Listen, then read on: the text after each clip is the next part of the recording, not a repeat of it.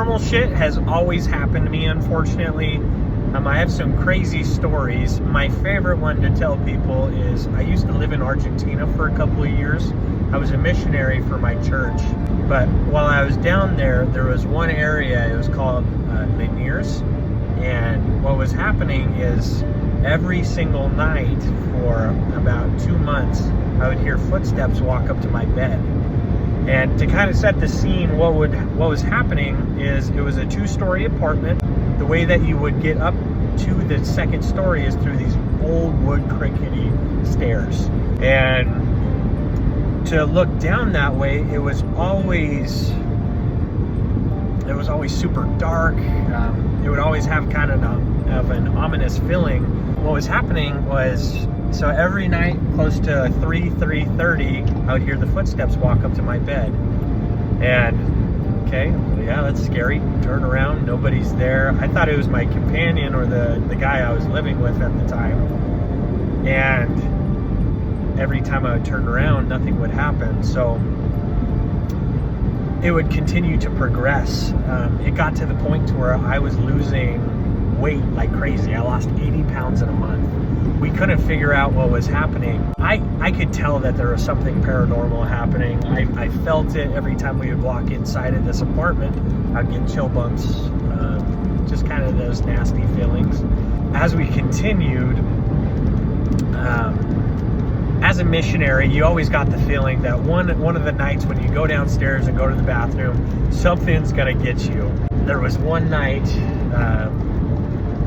I woke up, it was 3 o'clock again, and I had to pee, the worst I had ever had to pee.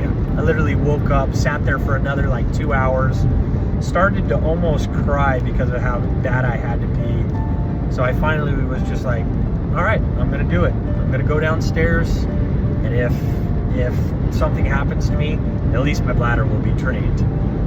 So I get downstairs.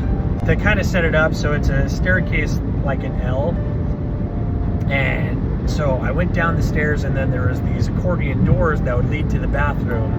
And by the accordion stairs, there's a white refrigerator. This is important for later.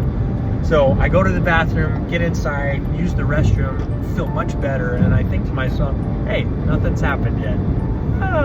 Life's great.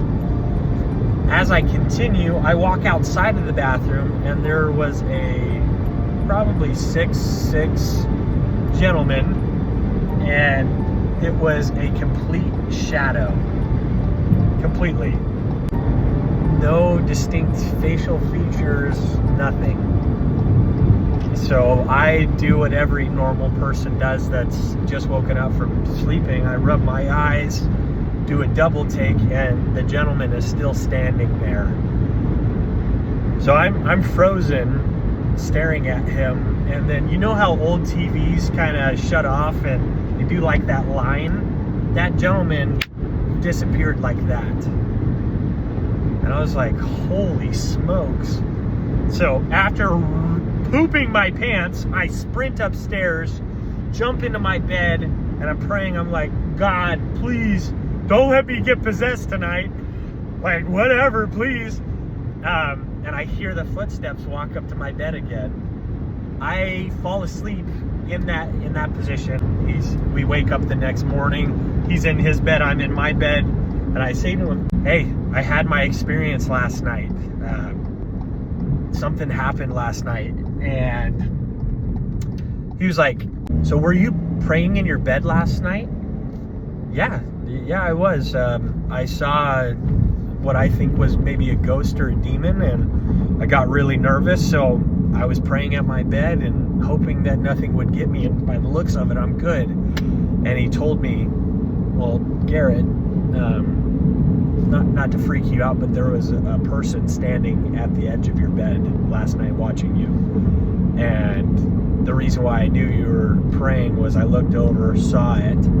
It saw me staring at it, and it ran. So we had these closets that were disconnected, kind of like a wardrobe, and it ran into the closet and made the entire closet shake and almost fall down.